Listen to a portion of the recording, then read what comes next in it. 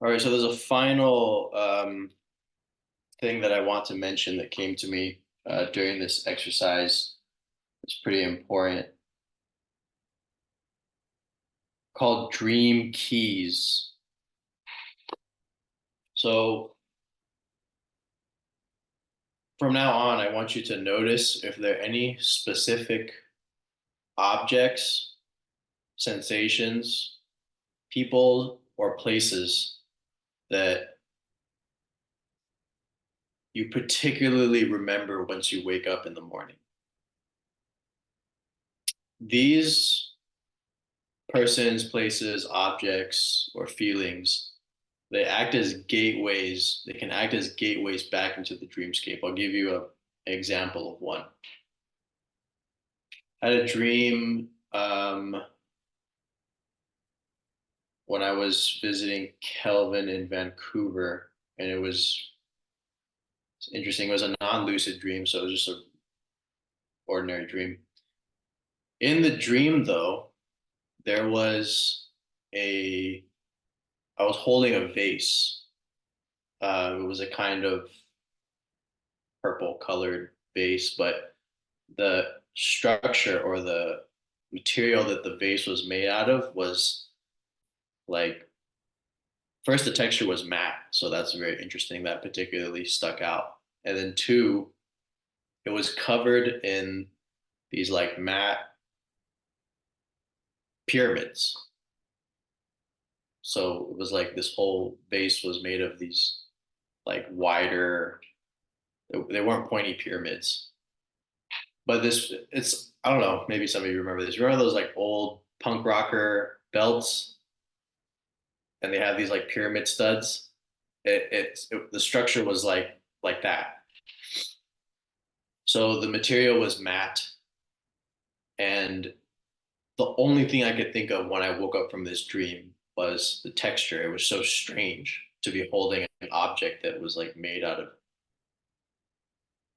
a vase that was like made out of these tiny little matte feeling pyramids. Inside that particular vase was ink, and that was related. The last time I saw ink was like in an OBE in the mainframe. It radiated or like came out of a screen. I was looking at a screen, and then this like ink just started to appear on the screen as this voice was communicating to me. So the last time I saw ink was in that OBE, and now there's ink in this strange, crazy vase with like this matte texture. So something unusual that really sticks out like that, that may be connected to either previous moments of lucidity or mystical experiences or OBEs, anything that like sticks out, you want to look for these. These are data transmission streams from the higher self. When they're in the dreamscape and you actually were, if you were to use them as an induction technique, they would be very effective. So other examples of uh, another example of a dream key is an object that you perceive in a dream and then actually encounter in waking life. That's like that blows your mind when it happens. That's another example of a dream key. I think I learned that one from Robert Moss actually. So dream keys are just this this strange phenomena, and you can use that as gateways into altered states. So what's another example of a key? Um, a lot of my OBEs were facilitated by remembering the face of a non-human intelligence that appeared to me or that I encountered in an OBE through a name that came in meditation. It was an Arabic name. I don't know anything about Arabic.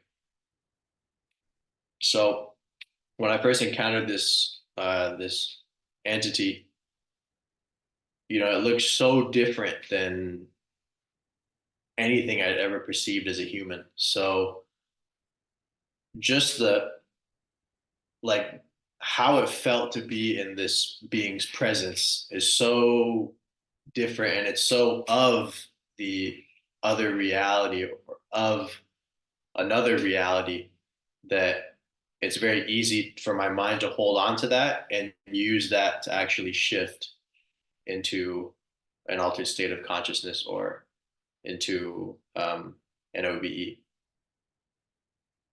So I just remember what that being's face would look like and how it felt to be in its presence, and that itself is the induction technique. So you could use this if you wanted to visit a departed relative or have an experience with a departed relative.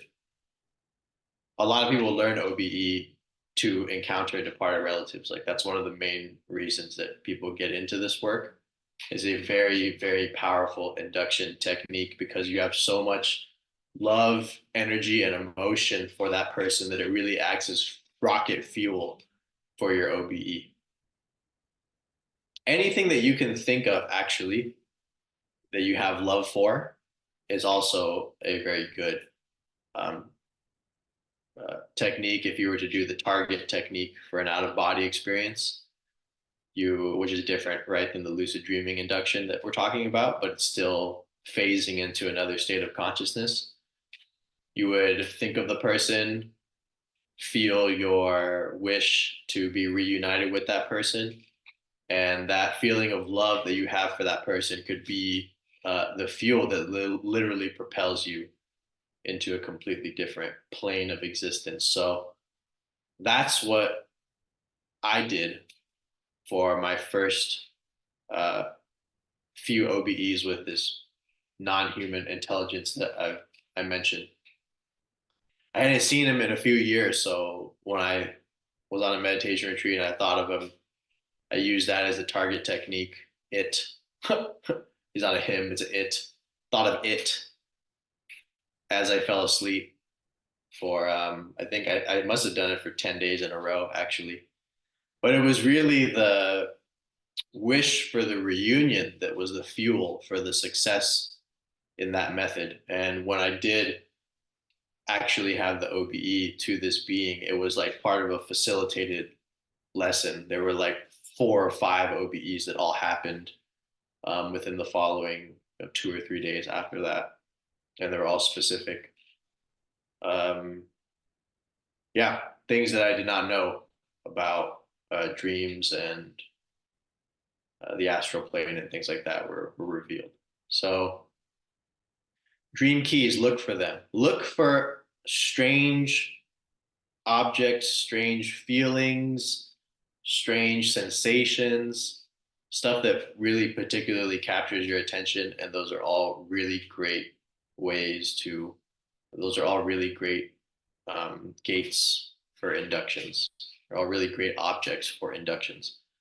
So on the retreat that we're going to do, our meditations are mostly going to be like what we just did now in this class. Um, it's pretty laissez-faire, like there's not going to be too much structure. We'll be sitting a lot, but mostly you'll be exploring this whole mind's eye, inner senses, induction. Um, this is really where the core of the work will be. You might have noticed that during the daydreaming, the specific intuitive insights came through. Maybe things that are pertinent, actually useful and helpful to whatever it is that you're going through came through. It's almost as if once you let the reins off of the mind and you just let it do whatever, you just give it license and permission to daydream like you used to when you were a kid. A lot of creative ideas or meaningful insights can come through. So it's a really powerful exercise to actually just. The thing with meditation, and meditations, of course, the essence is extremely profound. But with meditation, you're uh, entering or you're abiding in this stillness aspect of awareness or the presence, just presence in general, uh, whether it's the presence of thought, whether it's the presence of the immediate sensory apparatus. It's just meditation is related to presence. But this daydreaming exercise is really just giving your mind absolute license to just wander and go off and really enter that creative and imaginal realm, which is really de-emphasized in meditation, actually. So, no standard. Most meditation techniques are not about, uh, letting your mind go into these journeys. But when you allow your mind to go into these journeys, you'd be surprised what kind of insights and creativity can start to open up and blossom as a result of that. So, and what happened for me in this session, for example, was it started as a mind's eye journey. It went to a specific place and then it turned into a very profound meditation, anyways.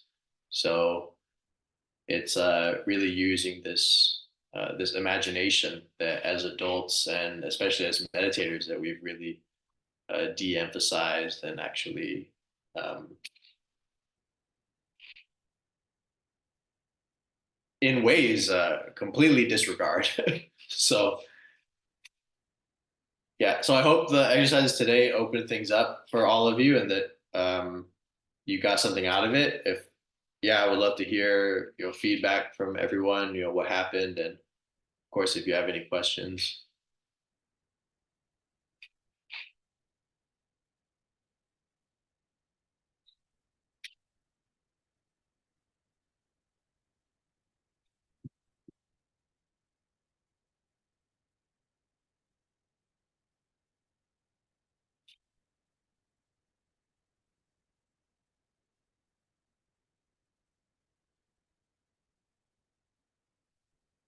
Anyone?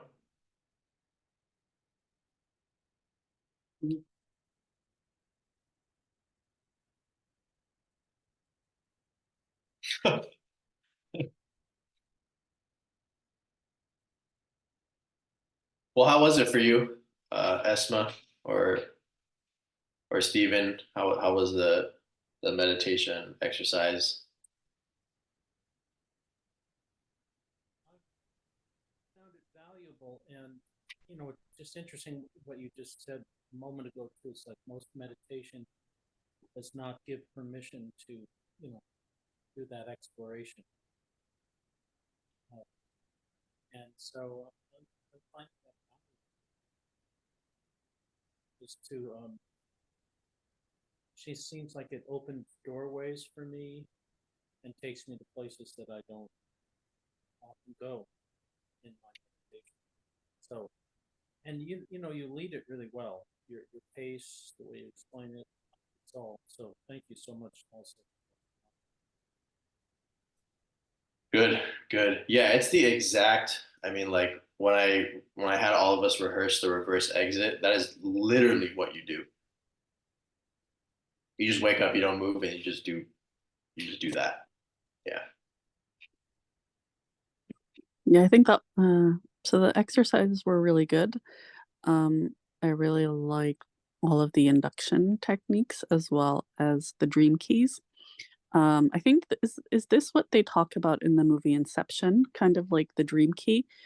Um, isn't that how they enter spaces through architecture? Oh no, they have like a totem that they Yeah, hold they that have brings them totems. back That's right. to reality. They have a specific object that they use in the waking Exactly. state. Yeah, to find out. Exactly, to remind them that they're not dreaming. So the opposite. So what you're doing, what you're suggesting here is the opposite. And I hadn't thought of that before, but I do find myself having objects in seeing objects in real life that I've seen in dreams that become symbols in my mind.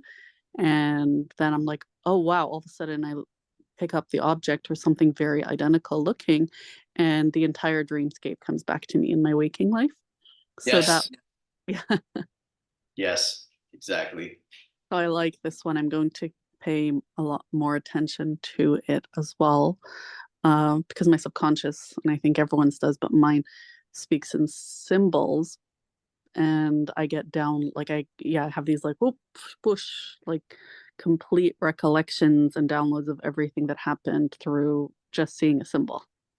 Yep, exactly. Yeah, I have the exact same occurrence. I've remembered dreams or OBEs just from seeing an object in waking life, and then boom, like the whole memory just Mhm. comes back, which is fascinating. Like the whole speed of that at which that occurs. Yes, yes, Yeah, it is. like literally like 10 minutes of information of a Yeah. dream instantaneously remembered. It's wild. It's crazy. Yeah.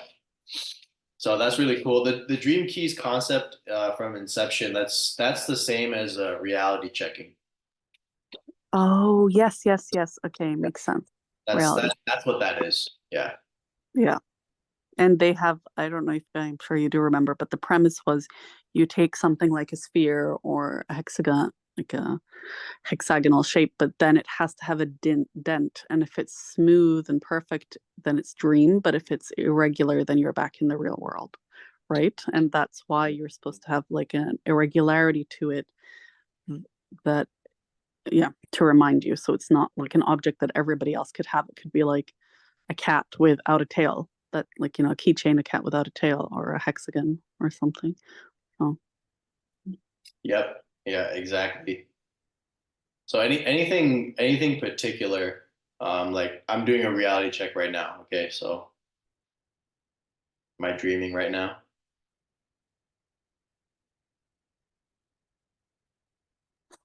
Okay.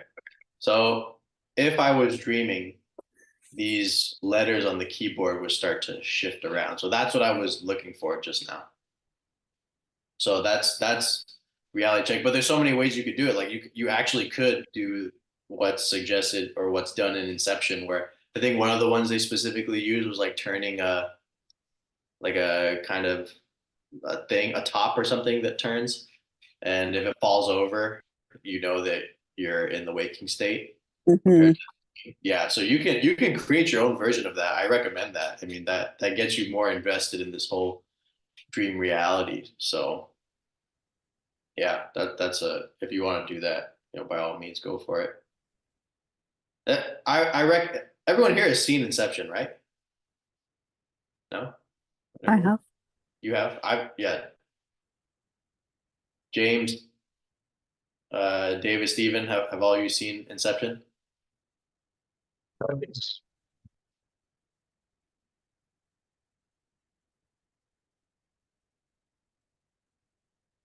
Yeah. Revisit Inception. Inception is a great movie to watch because it's like you're so in the movie that you're just getting like a lucid dreaming transmission, right into your subconscious from watching the movie. So I'm gonna watch Inception. I might watch it tonight or tomorrow. So that is a great. I thank you, Yeah, Esma, for maybe, that up. you're welcome. Awesome, Yeah, awesome. maybe we'll do Yeah. that too before our retreat. Great. Yep, definitely. So a final thing that I want to mention, we're 30 days out from the retreat, and it looks like most of you are gonna make it for the weekend that I initially designated. The end of the month, I think it's May 31st to the 2nd. Um, but I got messages from some of you that you'd only be able to make the following weekend. So um, you can pick what you want to do. You can just stick to the original plan. And if you want to spend an extra week focusing on the lucid dreaming and the OBE after the first retreat, we'll be sitting the second retreat the following weekend. So you'll get 2 periods where we can really do this as a group, and then 1 week between them is also very solid. So what I'm going to do is starting this following Monday, I'm going to be opening up the Zoom in the early morning for meditation and for wake back to bed. So that will be available for anyone that wants to sit in on those. And yeah, I'm gonna do some magic too. I'm gonna take the code of the Zoom room that we use and just like charge it with astral energy and see if it makes a difference. So that's it, everyone. Yeah. That's awesome. Thanks, Ryan, for accommodating that. Yeah, you're welcome. Looking forward to it, and I'll see some of you Monday morning, and of course, if you have any experiences, just share them in the chat, and you're always welcome to reach out to me. Awesome. Thank you. Good night. All right, good night, everyone. Thanks, Ryan. Good night.